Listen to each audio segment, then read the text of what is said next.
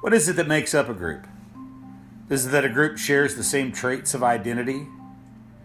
Is it that a group share common beliefs despite their own personal identities? What makes up a group? Is it a group in which everyone thinks the same way? Or is a group one that all behaves a certain way?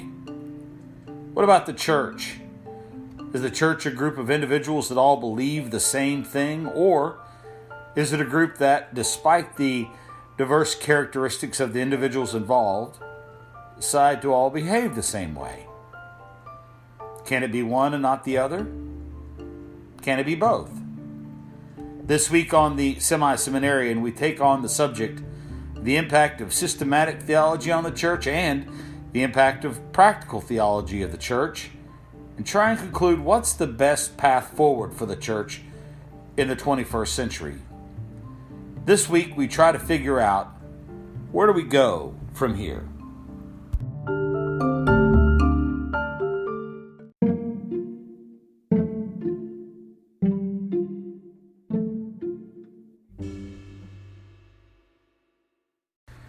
Through my own spiritual journey, I've just come to believe that the church, and when I say the church, I mean the church with a capital C, not your congregation specifically or my church specifically, but the church, the one that we're all of us Christians, the one that we consider ourselves a part of, the church. It can either have a hierarchy, a top-down approach to power and identity and belief, or it can be faithful to the gospel message, but not at the same time. It can't have both. The truth is, the church can have the kingdom of the earth, which it's had several times in its existence, or it can have the kingdom of God on earth, which it's never quite held on to. But it just can't do both at the same time. The author Stacy Floyd Thomas calls this earthly, powerful church the church of the majority. And she argues that for centuries, this church of the majority has been characterized by a doctrine and belief that empowers the dominant culture, the powerful, and that the voices of the marginalized, those that are on the fringes of power and influence, however quaint they may be, have never been the central substance of a description of the church.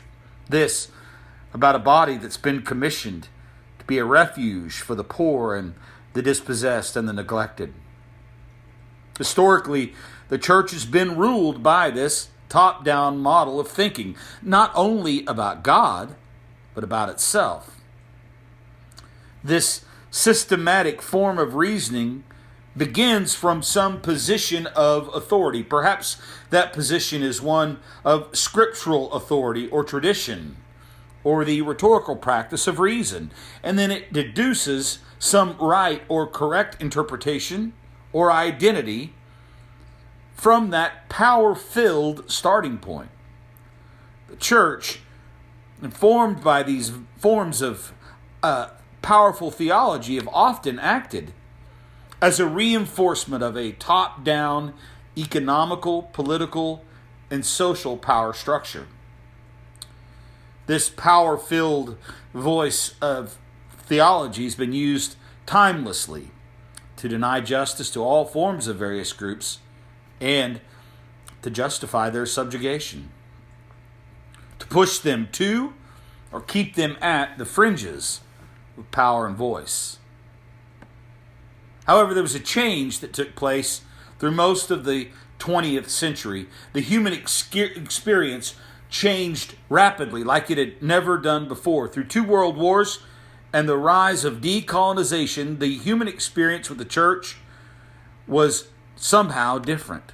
Before this, before the 20th century, dominant cultures simply just ignored the reality that people's various images of Jesus Christ reflected a diversity of historical and personal experiences. Over time, this dissonance created a rise in something called liberation theology. This new form of theology has not only given rise to a voice to diverse people groups, as well as individual theologies, but it's shown these individual people and these diverse people groups how they, through their own individual experience, can find peace with God and spur forth a movement for greater social justice for all people.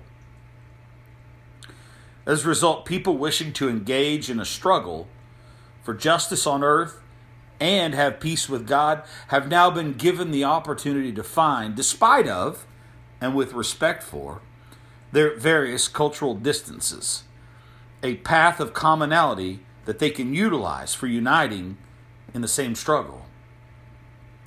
When all forms of various interests can now unite against oppression in the world by finding some commonality, some shared sense of a vision of God's peace for the world, a world in which justice is evenly distributed, these groups can then reform and define a different type of community.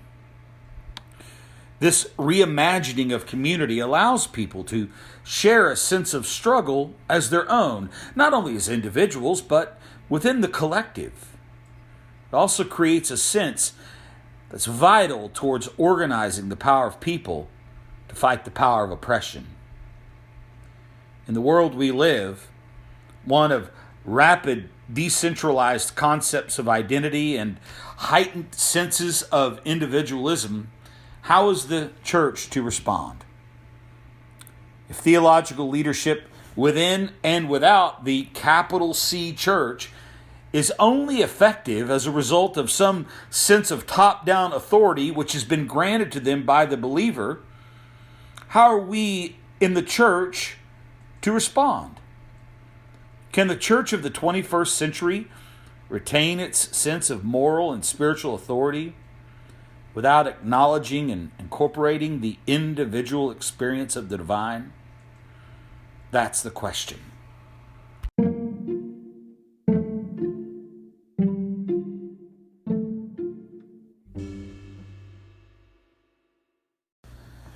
Given this rise of individualized theology, the truth is there's no one way to conceptualize rightly living with God and with each other. As a result, for theological leadership to retain its sense of authority, those that are engaged in leading the church spiritually must be able to respond to the cultural and the spiritual questions, as well as the cultural and spiritual needs in a rapidly changing world. With this rise of liberation theology, the truth is the church can no longer ignore the fact that the particular believer's theology is affected by their individual sense of social and ethnic markers that compose their identity. The truth is, the way that people experience the world, either from a position of the dominant or from the fringe of the marginalized, color the way that we perceive our relationship with God and our relationship with others. To put it bluntly, the theology of the colonizer is just no longer, and if truth be told, never has been palatable by anyone other than the colonizer. As a result, those that don't conform to a systematic, dominant view of the church of the majority, well, they've been leaving the church in droves. They may not be abandoning God, but they're finding something else to do with their time on Sunday mornings and Wednesday evenings. Those that are engaged in theological leadership must acknowledge that they must change or they'll face a crisis of authority. Greater attention must be directed towards the contemplation of individualized theology and their impact on the wider faith community. This reality compels theological leadership as well as academic scholarship place a greater weight to the blossoming study of practical theology, a greater dialogue from the field of liberation theologies, and a greater emphasis on social justice agency and its impact on theological reflection. In simpler terms, what I mean to say is that we must reimagine the church as a collective that forms its identity on how we react as a result of the life, the death, and the resurrection of Jesus, and not on a systematic set of beliefs. Christianity can simply just no longer be characterized by a flowchart of if-then propositions of dogma. The reality is there's only one proposition to be considered. If the earthly ministry of Jesus taught us a way in which we can at the same time enter into right relationship with God and each other, then what do we do as a result? That's it. This singular supposition allows the individual to take into account their own personal human experience and relationship with God and act accordingly. This is the foundation of practical theology. But as we know, it's not as simple as that. While this concept of practical theology informs a type of spiritual belief that is reflected in the individual lives of people, spiritual authority is also expressed by individual authority. And spiritual authority underpins the authority of the church. As if the question about what we think about God and how do we live in response isn't a tough enough question, spiritual authority calls the individual to decide for themselves how they trust someone or some church to teach them about how and what to think about God. As the theological author Sandra Wheeler relates, those in theological leadership are therefore invested with a certain symbolic and real power that's grounded in transcendent claims and ultimate commitments. These expressions of power depend upon this relationship of lent and received authority that run along an axis that includes points of contact, both of formalized through denominations or informalized through relationships, sense of spiritual authority. As difficult as that definition is for me to explain, sometimes even more difficult to live out because it's so incredibly individualized. So what's the church to do? To continue to express a sense of moral and spiritual authority, the capital C church, the church, and all of its leadership must commit to a reformation of the identity of the faith community. And when I say reformation, I mean to say that the church must foster a way in which the pieces of the faith community reform in a way that social power is more evenly distributed. And when I say community, to be faithful to the gospel message, I don't mean a particular congregation or denomination. Largely, I use the word community here to describe any form of social collective that we as Christians might imagine. A local community to a political grouping, to ethnic or cultural collectives. This concept of theology is not just thinking about God, but what we as believers are doing in that collective as a result of divine reality. The ways in which believers act to better the world is known as social justice. And the reformation of community is necessary for that social justice occur. And it's difficult due to the entrenchment of institutionalized forms of bias and privilege and denial of equal opportunity. And while it's the desired goal, it's got to be recognized by we Christians that this is not an easy fight. Because of this entrenchment, it's also the most difficult for we Christians to achieve. The Reverend Dr. William Barber relates in his work, The Third Reconstruction, that peace with God means conflict with the world. Barber's the leader of the Poor People's Campaign. His work seems to say that Christ's instruction in the Great Commandment is for people to engage in the love of their neighbor in a way that reflects their love of God. And if Barber's suggestion is correct, and it is, then a life that honors a relationship with the divine is one that honors the life of humankind.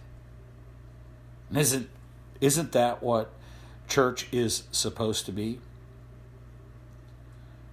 Carter Haywood reflects on this theological belief by saying that the identification with Christ as a believer is to notice the suffering of those we know and those we don't know. So, where do we go from here? Back to our original question. Are we Christians because of what we believe? Or are we Christians because of the way we behave? Can the church continue its attempts to subvert individual identities and their understanding of the divine and somehow survive? Can we continue to prop up the church of the majority and retain spiritual and moral authority with individual believers? From the entrance of Eve onto the pages of Hebrew Scripture, the divine message has included a desire. Humankind was not to experience creation in isolation. Rather, the divine plan is that men and women, each created uniquely in the image of God, were to live together in community. This sense of community is carried with it throughout the ages, a sense of belonging and a sense of protection. However, with the systematic structure of individuals institutionally into groupings, also comes with it the condition of oppression or subjugation, one dominant group over a dominant other. As a result of this unequal distribution of power and of resources, which has become even more systematic and institutionalized over time, the stain of social injustice has plagued humankind from its existence. If we are as a church are to survive, we must become a church identified by how we behave.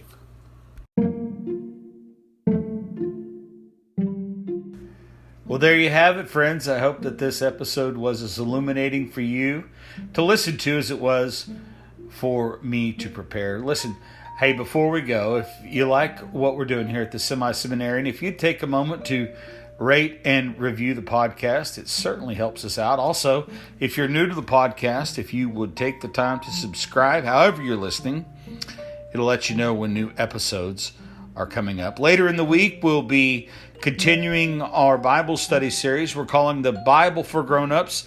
We're now moving on to the book of Genesis. This week, it'll be part 2 of the book of Genesis. I hope that you'll join us. And until then, friends, be blessed and be a blessing.